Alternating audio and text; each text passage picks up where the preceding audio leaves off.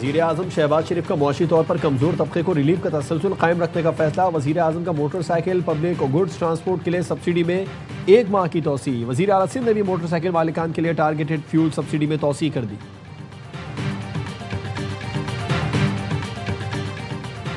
امریکی موجودگی کے بغیر خلیج کا مستقبل تابناک ہوگا۔ ایرانی سپریم لیڈر مجتبیٰ خامنہئی کا یوم خلیج فارس پر پیغام، کہا آبی گزرگاہوں کا تحفظ یقینی بنائیں گے۔ ہزاروں کلومیٹر دور بیٹھ کر فساد برپا کرنے والے غیر ملکیوں کی جگہ خلیج فارس کے پانیوں کے سوا کہیں اور نہیں۔ امریکی فوجی اڈے خود اپنا تحفظ کر سکتے ہیں، نہ کسی اور کا۔ We are vigilant, our armed forces are vigilant, and the nation will thwart any misadventure, responding in a befitting and decisive manner at the time and place of our choosing. If provoked, and any action from the other side will be responded in a befitting manner and in a stronger way.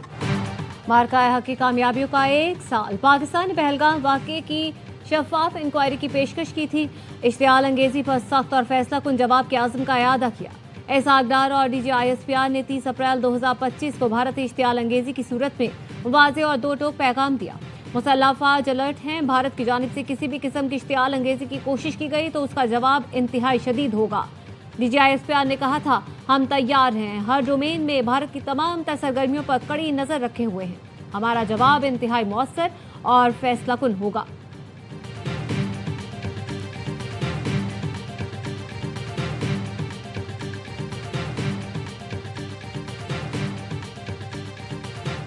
Pakistan کی مسلح افواج نے بھارت کی جارحیت کا جواب دیا۔ پاکستان کو تاریخ ساز فتح نصیب ہوئی۔ بھارت نے کھربوں روپے کی لاگت سے ایک پروپیگنڈا تیار کر کے پاکستان کے بارے میں ایک نیگیٹو امیج پیش کیا ہوا تھا، اس کا جس طرح پاکستان کے عوام نے مقابلہ کیا، میڈیا اور دیگر اہل قلم کا فرض ہے کہ وہ پاکستان کے حوالے سے دنیا کو بتائیں۔ فیلڈ مارشل کی قیادت میں پاکستان نے بھارتی جارحیت کا منہ توڑ جواب دیا۔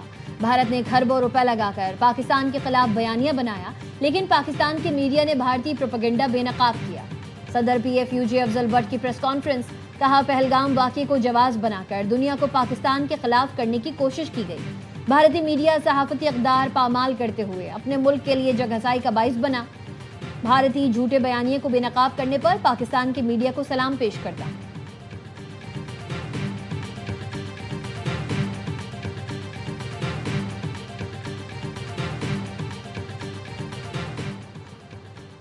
اسلام آباد ہائی کورٹ کے ججوں کے تبادلوں کا معاملہ سپریم کورٹ پہنچ گیا۔ لاہور ہائی کورٹ بار ایسوسی ایشن نے ججز تبادلوں کو سپریم کورٹ میں چیلنج کر دیا۔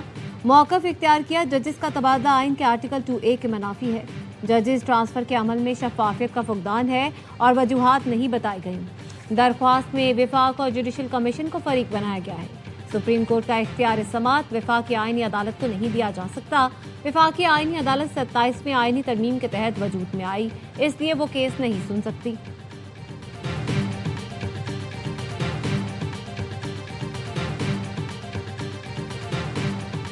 £190 ملین کیس کی اسلام آباد ہائی کورٹ میں سماعت۔ بیرسٹر سلمان صفدر نے دلائل میں کہا، عدالتی حکم کے باوجود بانی سے ملاقات میں بشرا بی بی سے نہیں ملنے دیا گیا۔ بانی نے بتایا، ڈاکٹرز کے مطابق ان کی آنکھ اب ٹھیک نہیں ہو سکتی۔ ڈاکٹر کی ایڈوائس کے باوجود بشرا بی بی کو اسپتال میں نہیں رکھا گیا۔ میاں بیوی دونوں کی دائیں آنکھیں ہی خراب ہو گئیں۔ جیل حکام سے پوچھا جائے، میاں بیوی کو قید تنہائی میں کیوں رکھا گیا؟ عدالت نے ریمارکس دیے، طے شدہ اصول ہے، اپیل مقرر ہو جائے تو سزا معطلی غیر مؤثر ہو جاتی ہے۔ سماعت ملتوی کر دی گئی۔ بانی پی ٹی آئی اور دیگر کے خلاف فارن فنڈنگ کیس میں 2 ملزمان کی ضمانت کی درخواستوں پر فیصلہ محفوظ۔ بینکنگ کورٹ 11 مئی کو فیصلہ سنائے گی۔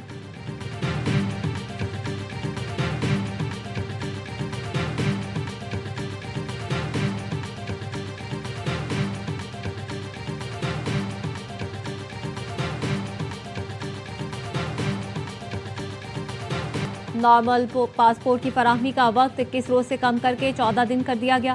وزیر داخلہ محسن نقوی اور طلال چودھری کی زیر صدارت اجلاس میں شہریوں کے لیے بڑے فیصلے۔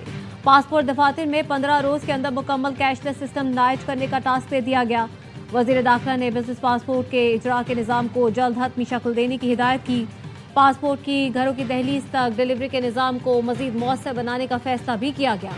وزیر داخلہ نے کہا، کیش ادائیگی ختم ہونے سے ایجنٹ مافیا کا خاتمہ ہوگا اور شہریوں کو سہولت ملے گی۔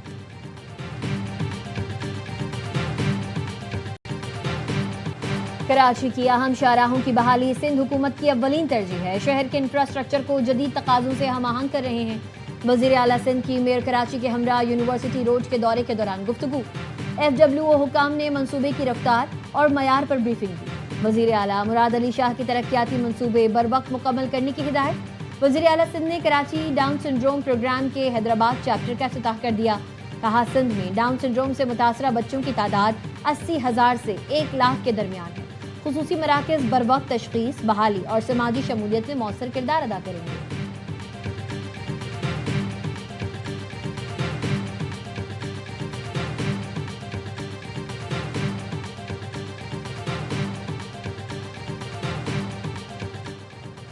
پنجاب میں فلم انڈسٹری کے فروغ کے لیے پنجاب فلم سٹی اتھارٹی تشکیل دینے کا فیصلہ.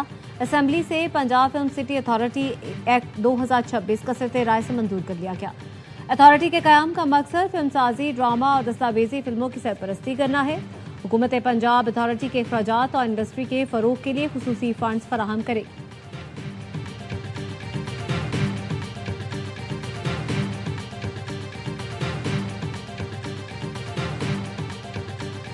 بلوچستان کی تاریخ میں پہلی بار عام آدمی کے لیے پیپلز ایئر ایمبولنس کا انقلابی منصوبہ تیار. وزیر اعلیٰ سرفراز بگٹی کہتے ہیں ایئر ایمبولنس سروس کا جلد باقاعدہ افتتاح اور آغاز کر دیا جائے گا. دشوار گزار علاقوں کے مریضوں اور حادثات کے زخمیوں کو فوری بڑے اسپتالوں میں منتقل کیا جا سکے گا. ایئر ایمبولنس سروس سے قیمتی انسانی جانوں کے تحفظ اور بروقت طبی امداد میں نمایاں بہتری آئے گی.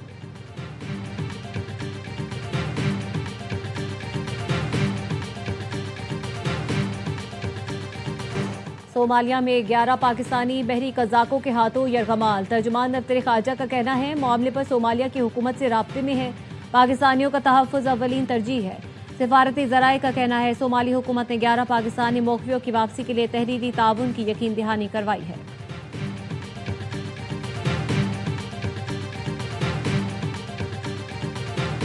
غزہ امداد لے جانے والے گلوبل سمود فلوٹیلا کو اسرائیلی فوجی کشتیوں نے روک دیا. عرب میڈیا کے مطابق متعدد کشتیوں کو گھیر کر امدادی کارکنان کو حراست میں لے لیا. امدادی تنظیم نے بتایا امدادی کارکنان سے رابطہ منقطع ہو گیا ہے. اسرائیلی وزارت خارجہ کا کہنا ہے امدادی قافلے کے 20 جہازوں پر سوار 175 کارکنان کو حراست میں لیا گیا ہے. انہیں اب اسرائیل لے جایا جا رہا ہے. ترکیہ نے اسرائیلی اقدام کو بحری قزاقی قرار دے دیا. ترک وزارت خارجہ کا کہنا ہے فلوٹیلا پر حملہ آزاد بحری سفر کے اصول کی خلاف ورزی ہے.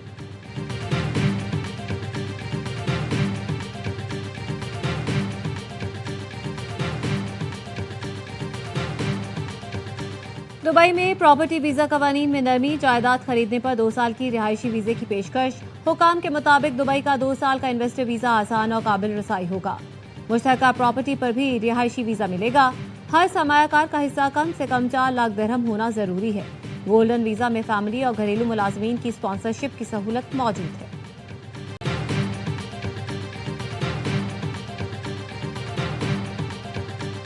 کراچی شدید گرمی کی لپیٹ میں. درجہ حرارت 36 شدت 44 ڈگری تک محسوس کی جا رہی ہے. سندھ کے دیگر علاقوں میں بھی شدید گرمی. گھوٹکی، سکھر، لاڑکانہ میں پارہ 45 ڈگری کو چھو گیا. جیکب آباد، دادو، نواب شاہ، سانگھڑ میں 44، میرپور خاص اور حیدرآباد میں 42 سینٹی گریڈ ریکارڈ کیا گیا. محکمہ موسمیات نے سندھ کے بیشتر علاقوں میں 3 مئی تک ہیٹ ویو الرٹ جاری کیا ہے.